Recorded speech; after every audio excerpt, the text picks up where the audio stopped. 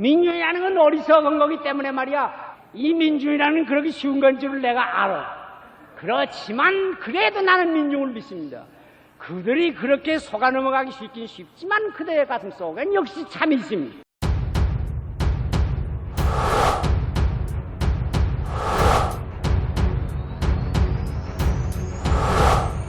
시알 함석한 그 불멸의 외침.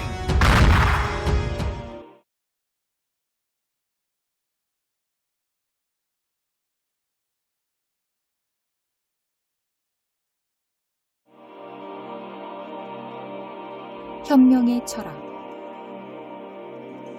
영원히 새로워지는 역사. 혁명은 정치가 달라지는 것을 말하는 것입니다.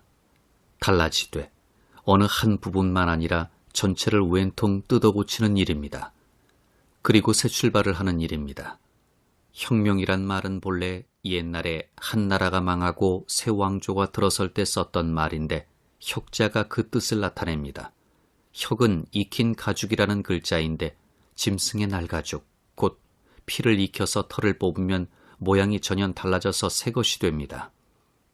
그래서 혁에는 달라진다, 새로워진다는 뜻이 붙게 됐습니다. 앓는 사람이 병세가 갑자기 나빠져서 죽을 고비에 들게 된 때 병혁이라고 쓰는 것도 그 뜻에서입니다. 혁명은 명을 새롭게 한다는 말입니다. 명은 무엇인가? 천명입니다. 하늘 말씀입니다. 옛날에는 나라의 임금이 되는 것은 하늘 말씀을 받아서 된다고 믿었습니다. 그래서 임금을 천자, 곧 하늘의 아들이라 했고 그는 하늘에 대해 책임을 지고 정치를 한다고 생각했습니다. 그러므로 그가 하늘 말씀대로 하는 때까지는 임금일 수 있으나 그 말씀대로 아니하는 날에는 그 천명은 떠나서 다른 데로 가고 그것을 새로 받는 사람이 임금이 되어 새 나라를 세우게 됩니다. 이것은 오늘날 사람에게는 아주 먼 말입니다. 하늘이니 말씀이니 하는 말은 지금 사람에게는 실감이 아니 가는 말입니다. 그러나 이에 대하여 맹자가 제자 만장과 문답한 것을 들어보면 말하는 식은 비록 다르지만 속뜻은 결국 지금과 같은 것을 알 수 있습니다. 만장이 선생에게 물었습니다. 요가 순에게 천하를 주었다는데 그렇습니까? 맹자 대답하기를 아니다.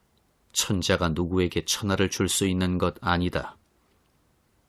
그러면 순이 천하를 가진 것은 누가 주어서입니까? 하늘이 주었지. 하늘이 주다니 소리를 내서 말을 한 것입니까? 아니다. 하늘이 말하는 법 없다. 그 사람의 하는 행동과 일을 통하여 보여주시는 것이다. 그래서 결국 하늘의 뜻은 민중 전체에 나타나는 것을 말해 주었습니다. 즉, 민중이 그 정치를 받아들이면 곧 하늘이 주시는 증거요. 민중이 만일 받아들이지 않는다면 곧 하늘이 주시지 않은 증거라는 것입니다. 말이 그렇게 되는 것은 종교가 생활의 전부였던 옛날이기 때문입니다. 그러나 그 사실은 지금과 다를 수 없습니다. 그때나 이제나 나라의 주체는 민중이요. 정치가 달라지는 원인은 민중의 생각이 달라지는 데 있습니다. 그때는 민중이 인간으로서 자각을 하지 못한 때입니다. 그러므로 자기네가 이미 하고 있는 일이면서도 그것을 몰랐고 설명하지 못하는 모든 것은 다 하늘에 돌렸을 뿐입니다. 다시 생각하면 그것은 다름이 없으면서도 크게 다릅니다. 사람이 사람 된 점은 생각하는 데 있기 때문입니다. 사람은 할 뿐만 아니라 하는 줄을 아는 것이요. 알 뿐만 아니라 아는 줄을 아는 것입니다. 곧 자기를 가지는 것입니다. 그리고 하는 줄을 알고 할 때 그 하는 일은 굉장히 힘이 있는 것이 되고 아는 줄을 알 때 그 지식은 질적으로 일단 높아지는 것입니다. 하늘이 시키는 것으로만 알았을 때 그 하는 일은 매우 충성스러웠을지 모르나 아무래도 그 사회는 전통이 지배하는 사회일 수밖에 없었습니다. 전통이 지배하는 한 언제나 하늘의 아들, 하늘 뜻의 대행자를 지칭하는 지배자들이 민중을 속이고 압박하기가 쉬웠습니다. 그러므로 옛날 사회는 몇백, 몇천 년을 가도 별 변동이 없는 정적인 사회였습니다. 전근대적입니다. 동적인 근대는 민중의 자각으로부터 시작됩니다. 그들은 이제 의식적으로 역사의 주인 노릇을 하기 시작했습니다. 이것이 지금을 옛날과 사람은 같은 사람이면서도 역사를 질적으로 다르게 하는 정말 혁명입니다. 이제 정신적 구조가 아주 달라지기 시작했습니다. 가치의 체계가 새로 짜이게 되었습니다. 한 번만 새로 짜이는 것이 아니라 끊임없이 영원히 새로 짜여야 한다는 것이 일반 민중의 역사 철학이 되었습니다. 사람이 역사는 자기 손으로 새로워지는 것이라 영원히 새로워져서만 역사라고 생각을 하게 된 일은 큰일입니다. 생명의 역사에서 한 새로운 단에 오른 것입니다. 물론 그로 인하여 크게 잘못될 위험이 있는 것도 사실입니다.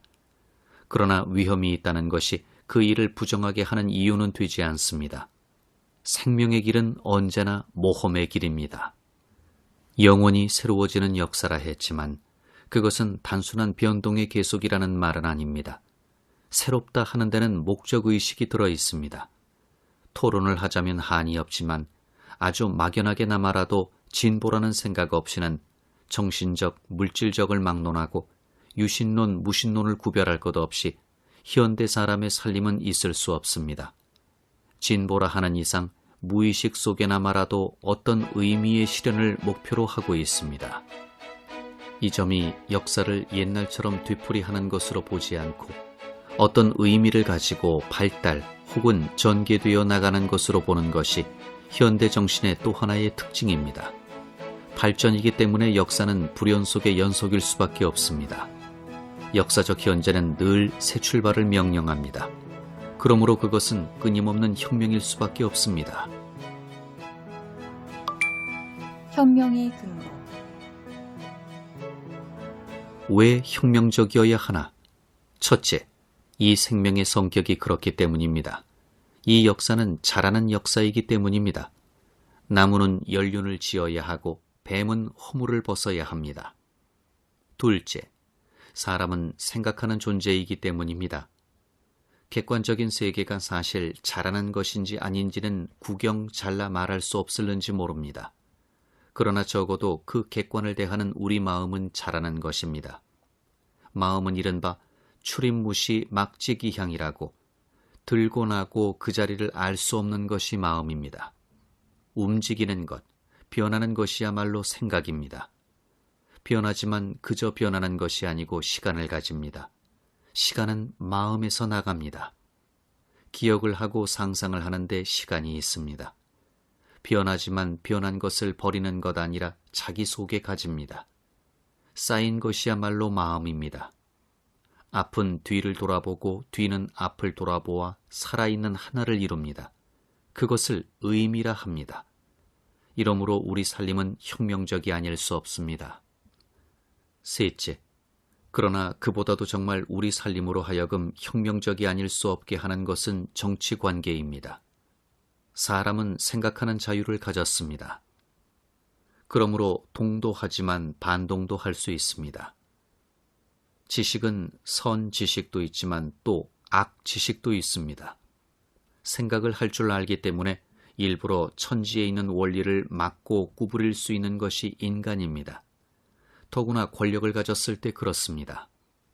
모든 지배자는 다 보수주의요 반동주의입니다. 자기의 이익을 위해 과학적으로, 조직적으로 역사의 움직임을 방해합니다. 그러므로 거기 대항하여 싸우는 자도 조직적으로, 과학적으로 하지 않으면 아니 됩니다. 역사의 걸음을 방해하는 악에 대하여 조직적으로, 과학적으로 하는 투쟁, 그것이 곧 정치요 혁명입니다. 혁명이 폭발할 때는 많이 감정적일 수 있고 따라서 혼란일 수 있습니다. 그러나 혁명이 건설적인 혁명이려면 조직적이요, 과학적인 이론과 훈련을 가지지 않으면 아니 됩니다. 넷째, 현대 문명입니다. 과학이 발달하고 그 결과를 실제 생활수단에 이용한 결과 근대 사회가 튀어나오게 됐습니다. 튀어나왔다고 했습니다. 너무 급작히 심이 달라졌기 때문에 예측을 못했고 따라서 알맞은 적응을 미처 하지 못했습니다. 그것이 현대의 여러 가지 문제입니다. 이 문명은 확실히 잘못된 점이 많습니다. 그러나 아무리 잘못된 점이 있다 하여도 이제 근세 전으로 거꾸로 돌아가지는 못합니다. 또 잘못된 점이 있으면서도 역시 잘한 것입니다. 병은 앓으면서도 아기는 자랍니다. 병을 고치려면 아기의 자람을 인정하고 보호하면서 할 수 있지, 병을 제하기 위하여 아이를 죽여서는 무의미합니다. 현대 문명은 결점을 가지면서도 역시 진보입니다. 무엇이 진보인가? 사람의 생각을 껑충 뛰도록 내몰아 성인의 시기로 올려놓는 것입니다. 성인이 되면 어린이의 버릇을 버려야 하고 어른답게 생각해야 할 것입니다. 그것이 현대가 혁명적이어야 하는 또 하나의 이유입니다. 그리고 현대가 우리에게 보여주는 것은 이 인간의 장래는 한계가 없다는 것입니다. 우리는 지금 문명의 진보만 아니라 새로운 인간 혹은 인간 아닌 초인, 진화의 엉뚱한 새 단계까지 희미하게 생각을 하게 됩니다. 혁명의 방법. 이때까지 모든 혁명은 거의 다 폭력혁명이었습니다. 피와 연기와 울음과 진동이야말로 혁명의 깃발이었습니다. 철저히 부수어야 했기 때문입니다. 권력의 법칙은 잡은 자를 절대로 놔주지 않는 것입니다. 모든 지배자는 권력과 함께 영원한 심판 속으로 들어갔습니다. 맛을 본 다음에는 절대로 놓지 못하는 것이 권력입니다. 그러므로 혁명은 무자비할 수밖에 없었습니다. 우선 남김없이 파괴하는 수밖에 없었습니다.